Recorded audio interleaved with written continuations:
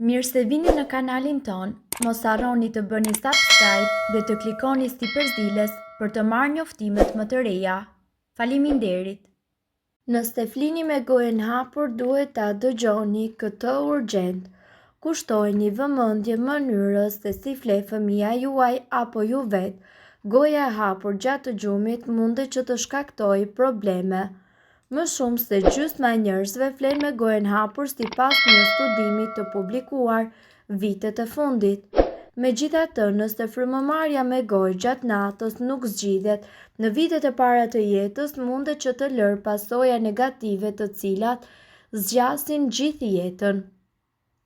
Pjesa e jashtme e sistemit të frymëmarrjes, hunda, ka funksionin e ngrohjes, hidratimit dhe gjithashtu të filtrimit të ajrit që hyn nëpërmjet të vrimave të hundës. Nga ana tjetër, kur merret frymë gojë, oksigjeni nuk kalon nëpër këtë trajtim të veçantë para se ai të futet në mushkrit tuaja. Kjo në vetvete është tashmë një rrezik, sepse më pas në mushkri hyn ajri plot pa pastërti, i thatë dhe me temperaturë jo adekuate. Frymëmarrja me gojë rrit gjithashtu rrezikun e infeksioneve të ndryshme virale ose bakteriale dhe njëkohësisht të ftohjeve të përsëritura. Nëse një fëmijë fle me gojën hapur, kjo do të ndikojë edhe në formimin e fytyrës së tij. Kockat e fytyrës nuk zhvillohen siç duhet, gjë që ndryshon fizionominë. Si rrjedhoi fëmia mund të ketë faqe të varura, sy të trishtuar, rrath të errët, vetë harku dentar ndryshon. Kocka e nofullës, e cila mban dhëmbët e sipërm, është mbyllur dhe shkon përpara. Dhëmbët gjithashtu nuk rriten siç pritej. Qafa përfundon e tërhequr me mjekrën brenda, gjinjt bëhen të lëshuar, ndërsa barku del jashtë, përfundon doktori. Pse lëshoni jarg dhe çfarë të bëni për t'i ndaluar? Lëshimi i jargëve ndodh kur ka përshtym të tepërt e cila vjen nga goja e një personi dhe këtu ne do t'ju tregojmë se si ju mundet që të parandaloni përshtymën e tepërt dhe jargët në jastëk gjatë natës. Si fillim, ajo që ka të bëjë me jargët në jastëk mundet që të tregoj edhe për disa probleme shëndetësore që ju mund të keni. Pse lëshojmë jarg? Kur flem, muskujt e fytyrës, gjithashtu edhe reflekset e gëlltitjes janë tërësisht të relaksuar, që kur përshtyma akumulohet në gojë gjatë natës përderisa flem, lehtë mundet të fillojë dhe të pikojë, sepse muskujt e relaksuar të fytyrës munden të çojnë deri tek hapja e vogël e gojës. Prandaj ne përfundojmë duke pasur një jastëk të lagur që nuk është as i rehatshëm për të fjetur.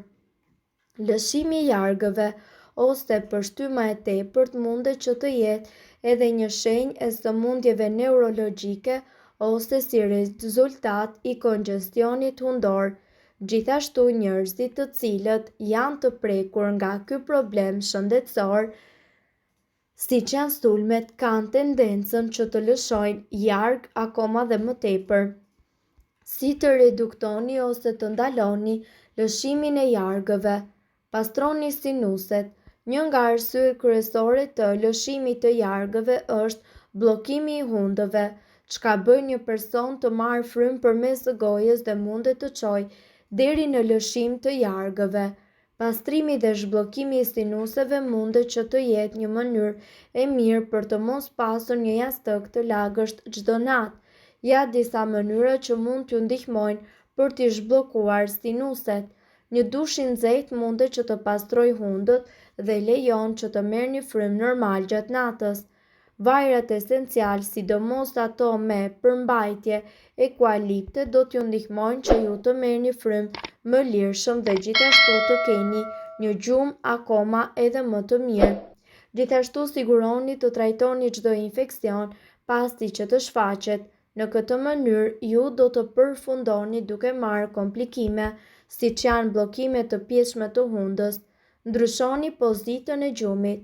Kjo mund të jetë e ditur, por të flini në shpinë është një pozitë ku e gjithë përshtyma që prodhohet nga trupi qëndron në gojë dhe nuk del jashtë. Anasjelltas nëse flini në një anë ose në barkë, përshtyma mund të dalë jashtë nga goja në jastëk. Nëse ndjeni se është shumë e vështirë për të qëndruar në një pozitë gjatë natës, provoni që ta vendosni veten dhe trupin tuaj në një gjendje stabilizuese. Humbisni peshë më shumë. Pesha e tepërt luan një rol vendimtar në procesin e gjumit. Më shumë se gjysma e popullsisë në Shtetet e Bashkuara të Amerikës që vuajnë nga sëmundjet e gjumit janë njëkohësisht mbi peshë. Mirë po, duhet të dini se edhe pozicioni i gjumit luan një rol fantastik për shëndetjen tuaj. Pasi dritat fiken dhe është koha për të mbyllur sytë, ka të ngjarë që të zini të njëjtin pozicion gjumi natë pas nate. Ju mund ta gjeni veten të shtrirë në shpinë, në stomak, në anën e djathtë ose të majtë. Pyetja që shpesh njerëzit bëjnë, edhe nëse ka rëndësi pozicioni i gjumit gjatë natës, përgjigjja është se ka disa faktorë të cilët duhet të merren parasysh. Qëllimi duhet të jetë rehatia dhe gjumi i qetë dhe më pas pozicioni, thonë ekspertët, por duhet të dini se nevoja për të fjetur në një pozicion të caktuar mundet të ndryshojë me moshën, shqetësime të ndryshme shëndetësore dhe shtatzanin.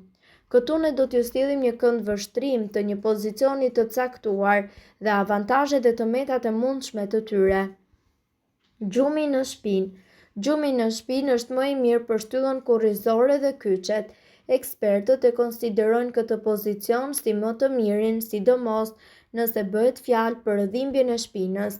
Zgjedhja për të fjetur në shpinë ju ndihmon gjithashtu të shmangni rrudhat, të cilat krijohen nga kontakti me jastëkun. Megjithatë, ky pozicion nuk është i përshtatshëm për të gjithë.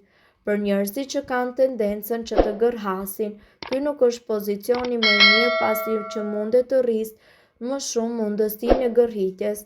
E njëjta gjë vlen edhe për ata të cilët kanë apnea obstruktive të gjumit, e cila shkakton ndërprerje të përsëritur të frymëmarrjes së gjatë gjumit dhe mundet gjithashtu që të shkaktojë edhe komplikacione më të rënda.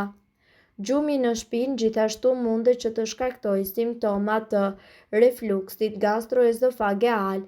Në qoftë se flini në shpinë por keni refluks acidi, provoni që të ngrini shtratin tuaj. Gjumi në anë. Për njerëzit të cilët janë të prirur që të gërhasin ose ata me apnea të gjumit, gjumi në anë është alternativa më e mirë. Kjo sepse pozicioni nuk pengon ose ushtron ndonjë presion mbi organet tuaja. Për të njëjtën arsye, të fjeturit në anë gjatë shtatzanisë është pozicioni ideal dhe gjithashtu ndihmon për të mbajtur rrugët e frymëmarrjes të lira. Megjithatë, të fjeturit në anë mundet të ushtrojë presion mbi shpatullat dhe ijet tuaja duke shkaktuar kështu dhimbje. Dhe me kalimin e kohës, gjumi në anë mundet gjithashtu që të shkaktojë vija të holla në lëkurë, të cilat shndërrohen në rrudha. Gjumi në stomak.